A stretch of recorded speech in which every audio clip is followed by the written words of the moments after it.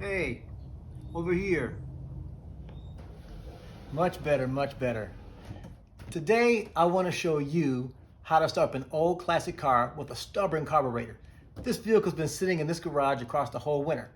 I want to show you some of my tips. Now keep in mind, I'm not a certified mechanic. This is my vehicle. So I want to share with you the things that I do to make my life easier with this old car. Hi, my name is Reggie and you are watching XR AmeriCorps.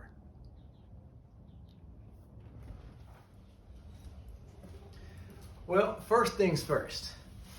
Every November, I like to add fuel stabilizer to my fuel tank.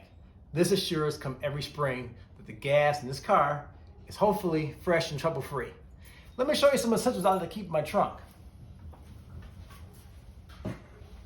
Now, every old car should always be filled with all kind of roadside assistance items.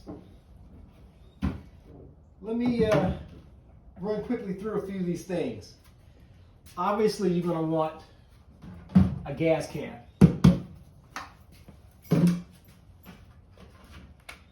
Windshield wiper solvent.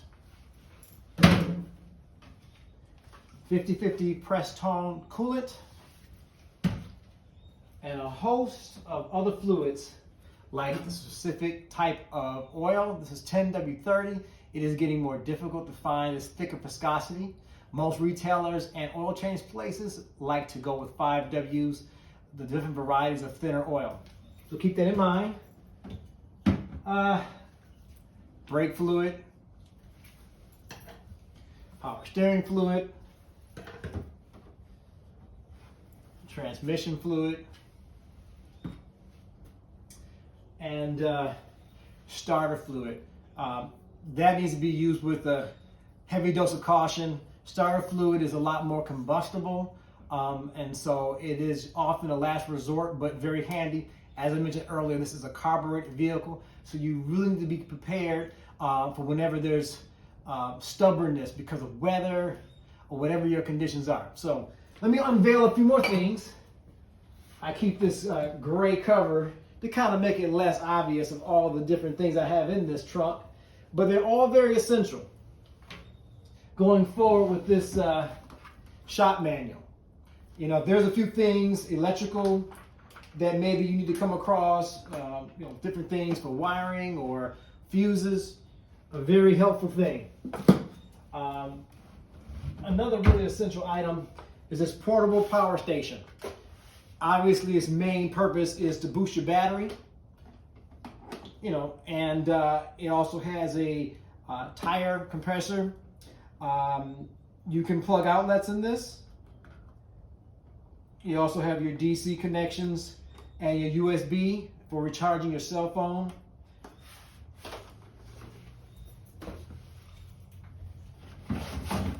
Emergency roadside kit, got a reflector. And it also has gloves, more flashlights. But what everyone should always have, of course, are just your regular jumper cables too.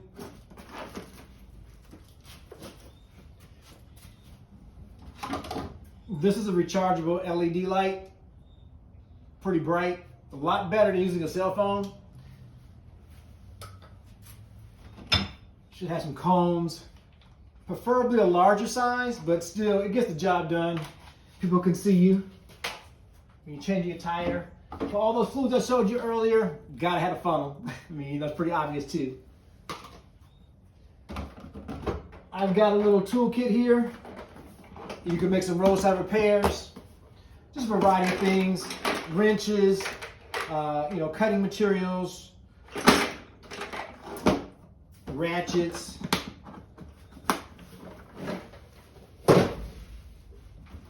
Now, one thing I like to do also, I have a hydraulic jack. I'm going to get a larger one that could do like 5,000 pounds, but just for changing your tire, this could take care of it. Little reflector, triangle style. And for those unsuspecting moments, So anyway, I keep all this in a convenient bin. But one unique thing I want to show you is the way old jacks used to be. This is a bumper jack. Here's the base.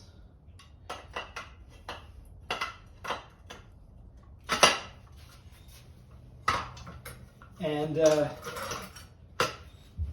this is the lug remover. And so you're just going to basically stick this in there so you can advance the jack. But you know, honestly, I prefer one with more leverage.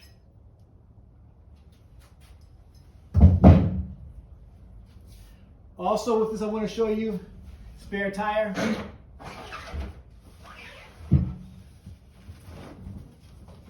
This is a brand new spare tire with white wall.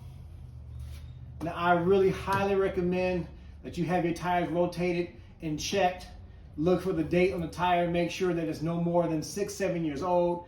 Even if your tread still looks healthy, rubber compound will harden, and despite your tread depth, your traction, you won't have good traction. And your tire could separate. The tread can literally separate from the rubber. So you want to make sure you have that checked out and replace them accordingly. Have them professionally looked at.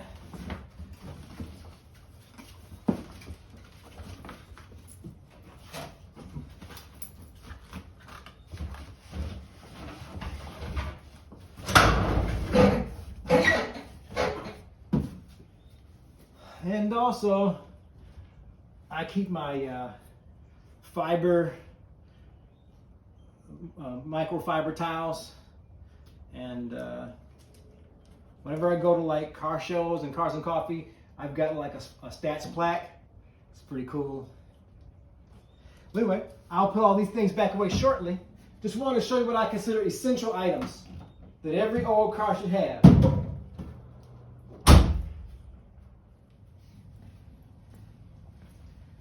Now we move on to the main subject of this video, getting this old car started.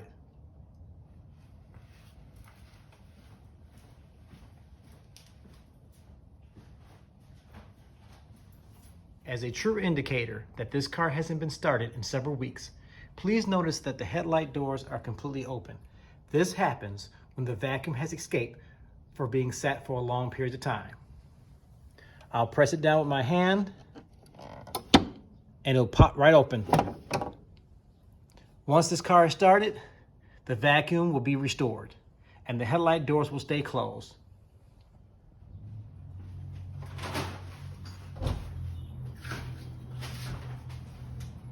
Now that we're about to get the car started, we must have some ventilation.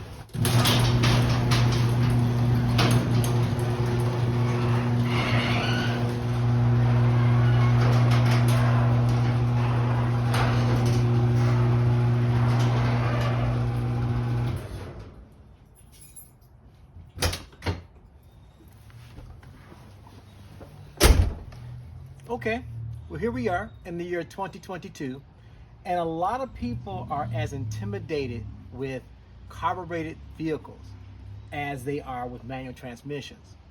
A lot of these scenarios can be handled very easily, but I want to stress again, I want to repeat how sensitive and time limit you have to start up a vehicle that's carbureted.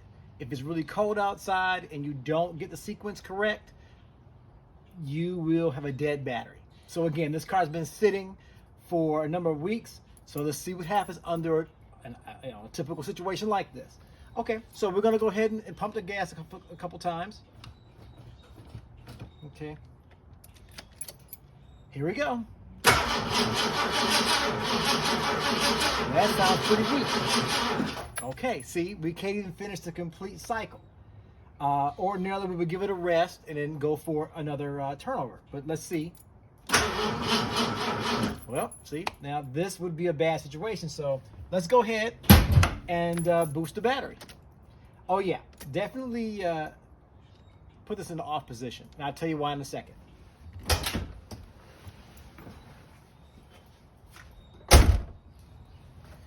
All right, let me get this connected.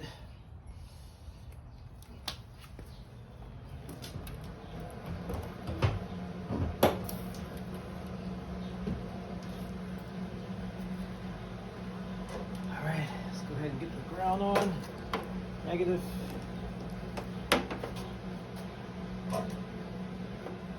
Positive. All right, let's set it. Charge.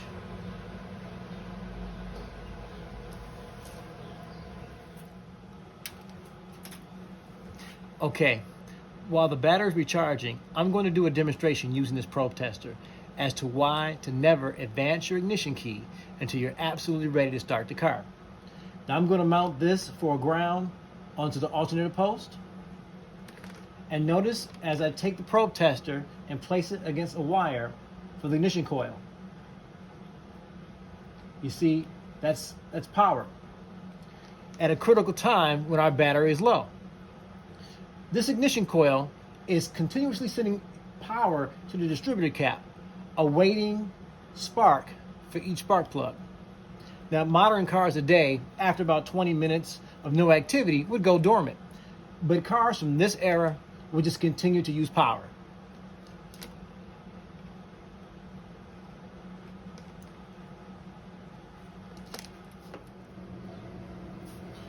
Okay, well, it's been recharging for a little while. So for this next phase, I think it's going to be safer to disconnect the recharger. Let's turn it off.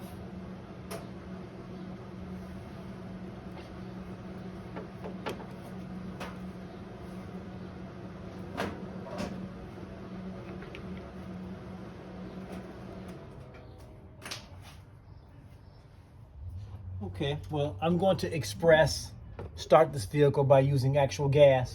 There's two methods of doing this. Certainly you can unloosen the wing nut on top of the air cleaner and just pour carefully some gas directly onto the bowl, and then it would just flow over the barrels of the carburetor.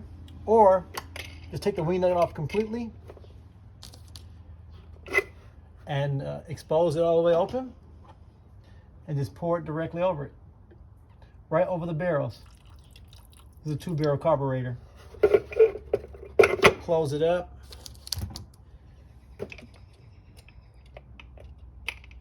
Tighten the wing nut back down. And next we're going to start it right from the engine bay. For this next step, we're going to bypass the ignition signal wire right here at the solenoid. We're going to place this wire here, take the cap off the positive post, and once I make the final connection, we can start this vehicle from inside the engine bay. To err on the side of caution, I have this small fire extinguisher just in case if something goes awry. Double check stage 2 key position. Returning back to the engine bay. Starting in 5, 4, 3, 2, 1.